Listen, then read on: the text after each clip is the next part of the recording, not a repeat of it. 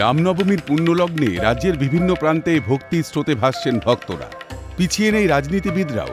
তীব্র গরম উপেক্ষা করে রামনবমী মিছিলে পা মেলালেন বালুরঘাটে বিজেপি প্রার্থী সুকান্ত মজুমদার। সাদা কুর্তা গলায় ঝোলান রামাবলী। রামনবমীতে এভাবেই ধরা দিলেন সুকান্ত।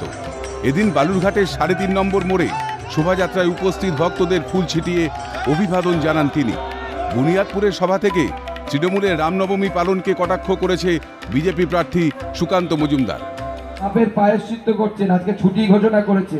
আজকে সকালবেলা বালুরঘাট মিউনিসিপ্যালিটিতে দেখি চেয়ারম্যান ৫-৬টা কাউন্সিলরকে নিয়ে গেরুয়া ফেটি গলায় বেঁধে জয় শ্রীরাম করতে করতে ঘুরে বেড়াচ্ছে। আমরা অবাক হয়ে গেলাম যে ভূতের মুখে রাম নাম শুনেছিলাম, এবার প্রথমবার দেখলাম ভূত কেমন করে রাম রাম নাম। তারপর দক্ষিণ দিনাজপুরের গঙ্গারামপুরে রামনবমীর মিছিলে হাঁটেন সুকান্ত মজুমদার। গেরুয়া পতাকা হাতে রাম আবেগে শান দিলেন তিনি।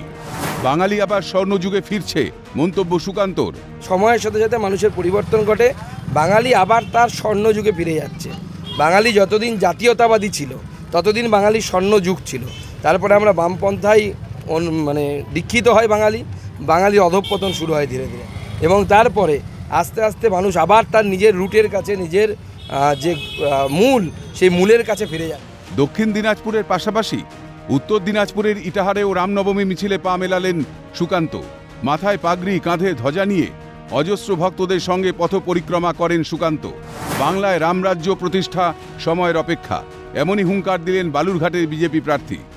এখন উত্তর দিনাজপুরে ইটাহার বিধানসভা আমার লোকসভার অন্তর্গত, তো সেখানকার রামনবমী উদযাপন কমিটি আমাকে আগ্রহ প্রকাশ করেছিল যে রামনবমীর উৎসবে আসার জন্য। সেখানে এসেছি এবং আমার মনে হয় রাম রাজ্য প্রতিষ্ঠা এই রাজ্যে সময়ের অপেক্ষা। জেলায় জেলায় রামনবমী মিছিলে পাল্লা দিয়ে বাড়ছে সমর্থকদের পাশাপাশি সাধারণের উপস্থিতিও। এই ছবি প্রমাণ করে দিল রামনবমী জন্মতিথিকে উৎসব হিসেবেই পালন করছে গোটা পশ্চিমবঙ্গবাসী। শঙ্কর কুমার রায়ের রিপোর্ট, ক্যালকাটা নিউজ।